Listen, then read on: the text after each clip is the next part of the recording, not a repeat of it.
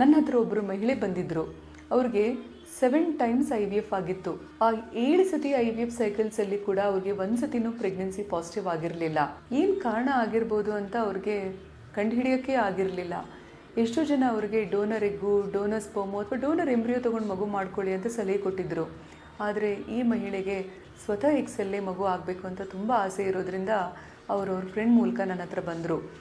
ಅವ್ರಿಗೆ ಕೆಲವೊಂದು ಇಮ್ಯುನಲಾಜಿಕಲ್ ಟೆಸ್ಟ್ಗಳ ಮೂಲಕ ನಮ್ಗೆ ಏನು ಗೊತ್ತಾಯಿತು ಅಂತಂದರೆ, ಅವ್ರ ಹಸ್ಬೆಂಡ್ ಜೊತೆಗೆ ಅವ್ರಿಗೆ ಆಗ್ತಾ ಇರುವ ಭ್ರೂಣನು ಮತ್ತು ಅವ್ರಿಗೆ ಇರೋ ಗರ್ಭಕೋಶದ ಮಧ್ಯದಲ್ಲಿ ಮಿಸ್ಮ್ಯಾಚ್ ಇತ್ತು ಅಂತ ಗೊತ್ತಾಯಿತು.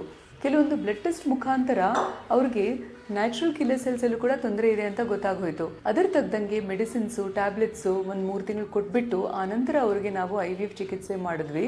ಆಮೇಲೆ ಎಂಬ್ರಿಯೋ ಟ್ರಾನ್ಸ್ಫರ್ ಟೈಮಲ್ಲಿ ಕೆಲವೊಂದು ಇಂಜೆಕ್ಷನ್ಸ್ ಮತ್ತು ಡ್ರಿಪ್ಸ್ಗಳೆಲ್ಲ ಕೊಟ್ವಿ. ಅದಾದಮೇಲೆ ಅವ್ರಿಗೆ ಪ್ರೆಗ್ನೆನ್ಸಿ ಆಯಿತು ಮತ್ತು 9 ತಿಂಗಳು ಪ್ರೆಗ್ನೆನ್ಸಿ ಚೆನ್ನಾಗಿ ಮುಂದುವರೆದು ಅವ್ರಿಗೆ ಹೆಲ್ದಿ ಮಗು ಹುಡ್ತು. ವೈದ್ಯ ಬಂದು ಅವ್ರ ಮೂಲಕ ಎಷ್ಟೋ ಜನರಿಗೆ ಸಹಾಯ ಆಗ್ತಾ ಇರೋದ್ರಿಂದ ಇದು ತುಂಬ ಒಂದು ಪುಣ್ಯವಾದ ಕೆಲಸ ಇವರು ಮಾಡ್ತಾ ಇದ್ದಾರೆ. ಹುಬ್ಬಳ್ಳಿಯಲ್ಲಿ IVF ಟ್ರೀಟ್ಮೆಂಟಲ್ಲಿ ಎಲ್ಲವೂ ಸೇರಿ 1,65,000 ರೂಪಾಯಿಯಲ್ಲಿ ನಾವಿವಾಗ ಕಂಪ್ಲೀಟ್ IVF ಟ್ರೀಟ್ಮೆಂಟ್ ಮಾಡ್ತೀವಿ.